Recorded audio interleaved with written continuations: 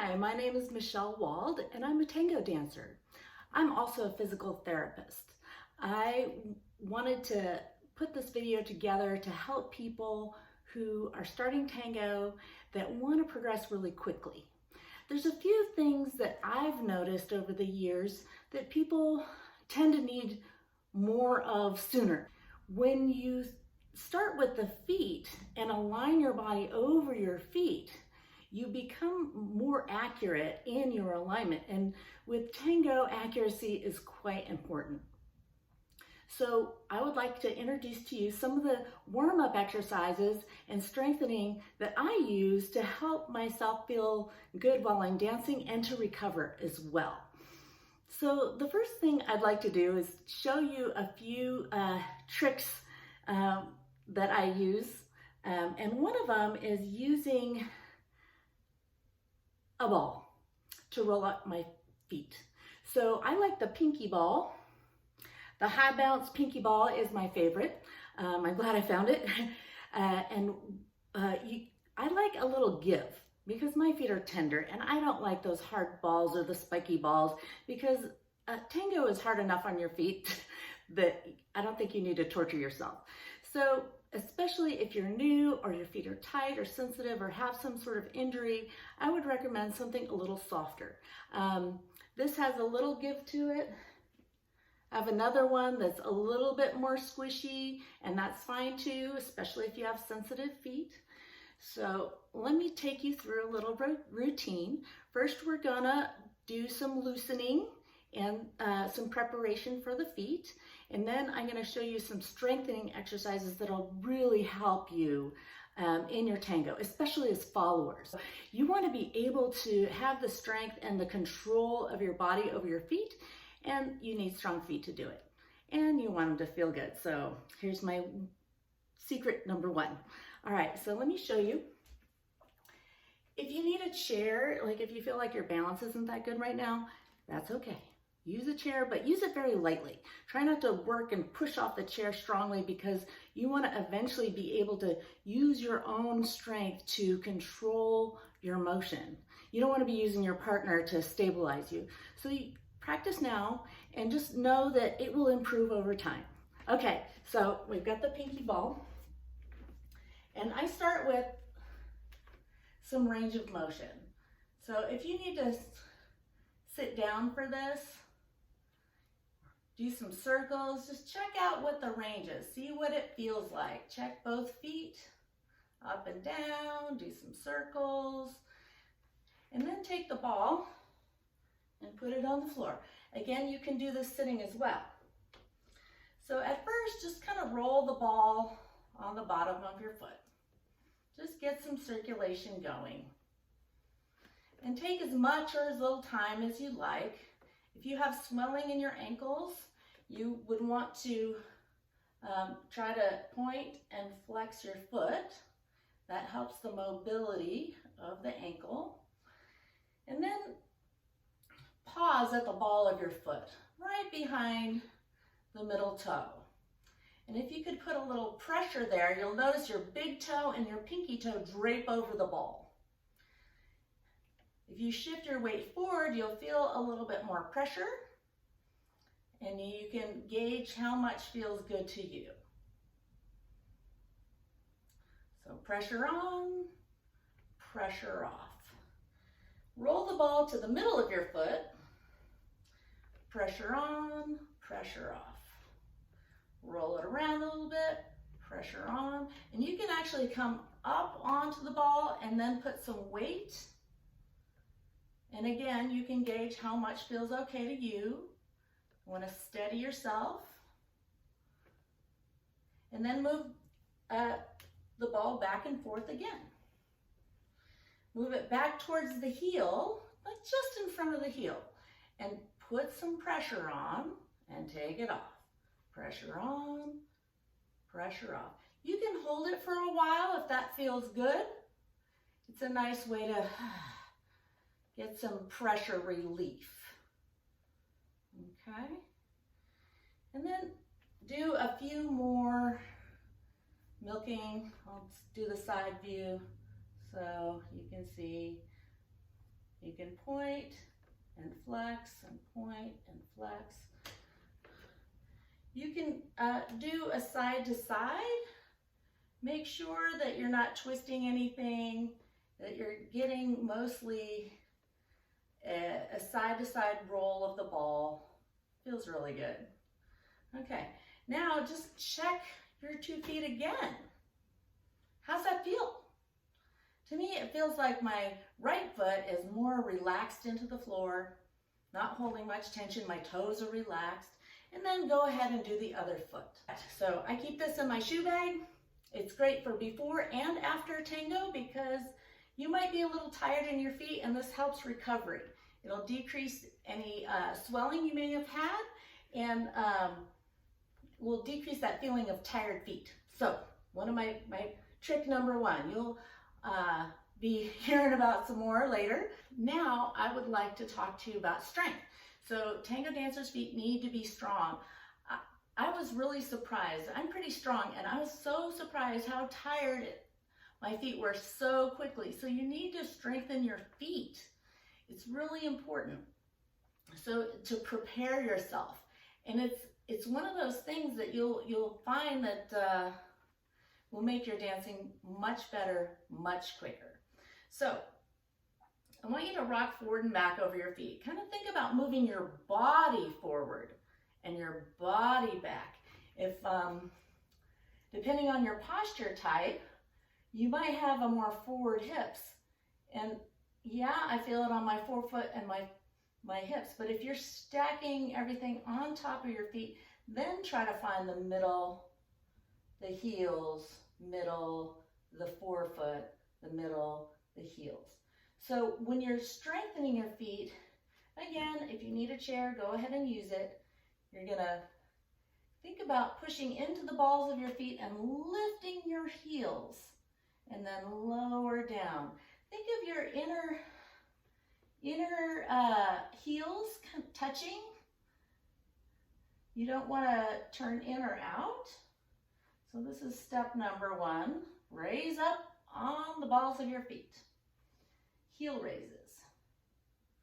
You want to have this feeling of zipping up the midline. If you lean back, you'll feel off balance. So you want to keep your core engaged so that you stay balanced over the middle part of your forefoot. So kind of think the middle 2 toes. If you're on your outside of your feet or on the inside of your feet, you're going to cause yourself some foot problems. So you really want to find that middle of your foot. The embellishments and such will come later, so don't worry too much about some of the things you see on YouTube. Start with this. And exhale, push into the floor to lengthen up your body. All right, so once that feels like you've gotten a little tired there, you want to get at least 20 of those. Once you get at least 20, I want you to think about starting on 1 foot. So you're going to transfer your weight forward over that standing leg, nice and long. You're going to press into, try pressing into both feet at first, the staggered stance, and slowly lower down over the front foot. Then you can take a break by shifting back.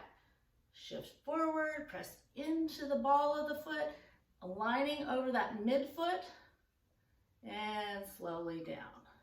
So when that starts to feel comfortable and smooth, again, we're looking for at least 20 of these in a very controlled, like if you're wobbling, just stick where you are for a while.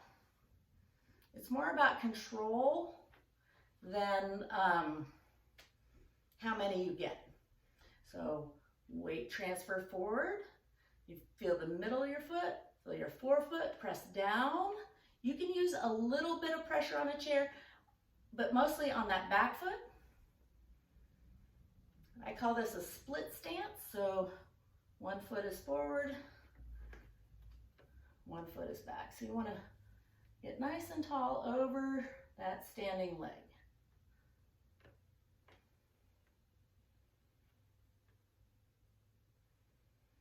And just because you got to 20 once, keep checking that periodically, because it's surprising how quickly those muscles get a little tired and weak if they get tired.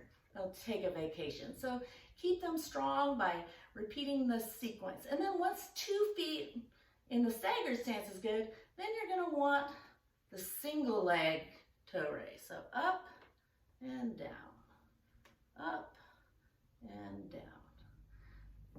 Engage the core, the side view. You want to kind of keep this length in your back, so you don't want to arch your back. I'm an archer, so I tend to want to do that. If you're thumping down like that, start to slow down and lower smoothly. All right, the next one is a little bit more advanced. Start on 2 feet, and basically you're gonna soften your knees forward. You wanna keep your upper body in the same alignment, core engaged. You're gonna come slightly forward to come up, and then lower down. Bend the knees, come forward, lift your heels, straighten your legs, come down. Bend your knees, like you're gonna do a little mini plie squat. Lift your heels, straighten your legs. This not only strengthens the top part of the calf, it strengthens this bottom part of the calf, which is very important in tango. So then when you get those down all right, you can do it the reverse order. So lengthen up, straight leg, bend your knees, lower down. Straighten up, lift up, bend your knees, lower down. So by doing some repetitions, I noticed mine was shaking a little bit today. I danced a lot last night, so they're a bit tired. But as you do more repetitions, you'll find it gets easier and smoother. And that's what we're looking for in your dance.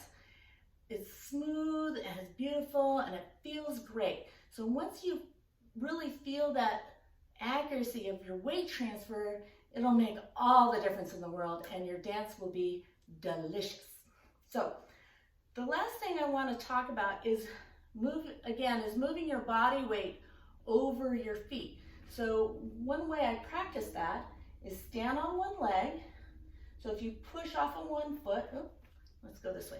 If you push off on one foot, you center your weight over the standing leg, and then you push into the floor to get that leg extended. This is more like the followers walk. So you want to center your weight over your standing leg, and then push into the floor to reach. So here's the side view. Push into the standing leg to lengthen, and then push back to reach. And right here, you want to think tip of the toe, and the longest you're going to be here.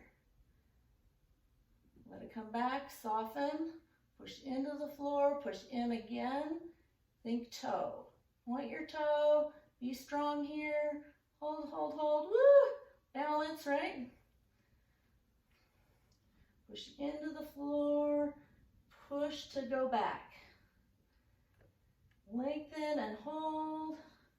See if you can get a nice stretch, active stretch. You're using your glutes, you're using this nice length, and you want to be very light.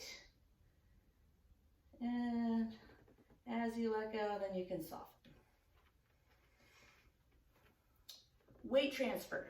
So really, the leaders are going forward, right? So your leg is starting and then stepping. And then you have to bring your body over that foot. So here's that push off. You want to be able to hold this position, right? This is a powerful position, especially if you've got a good connection with the ground and your core. That's going to show your followers what you're doing, right? So here's the front view. So you're going to weight transfer, start to step, transfer the weight. And if you do this slowly, you'll start to feel where you're centering. So if you're hiking or your hip is shooting out, you want to center this over that standing leg. Keeping that back leg strong is going to help you keep centered. Like I said, I'm not a professional dance teacher. I'm a professional physical therapist.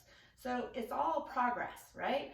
So you're going to aim for balance. So right now, I can let that leg go, and that's how you're going to start to, you have some tone, and then when you go to step, you're going to let it go. So if you don't have this aligned, this leg is going to have way too much tension. So you want to align over this foot, take a step, transfer your weight. So your chest is coming over your foot. Center of your chest, over your foot. All right? One last little thing after doing all that warm up is loosening the ankle again because you just worked it. So I like to do this Aston loosening technique where you kind of get on the ball of your foot and kind of wiggle in and out. Start to find like a circular motion. Let your leg be heavy. You're relaxing that leg. That'll help train you to have tone and have relaxation. So little circles of the ankle. Show you this way. So the ankle is coming across the body. Other leg back. Little circular motions. Kind of keep that standing leg fairly still, right? And breathe. Are you breathing? Circle this way, circle that way. So it's mostly down here. You don't want to have a lot of wobble in the upper body. If you put your hands on your hips, you can kind of sense that stability and what you're working towards. And then relax and put your feet together. Take a breath.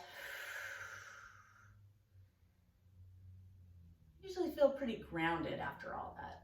And it feels good and it makes me prepared for tango. All right, thank you very much for joining me, and I'll talk to you soon.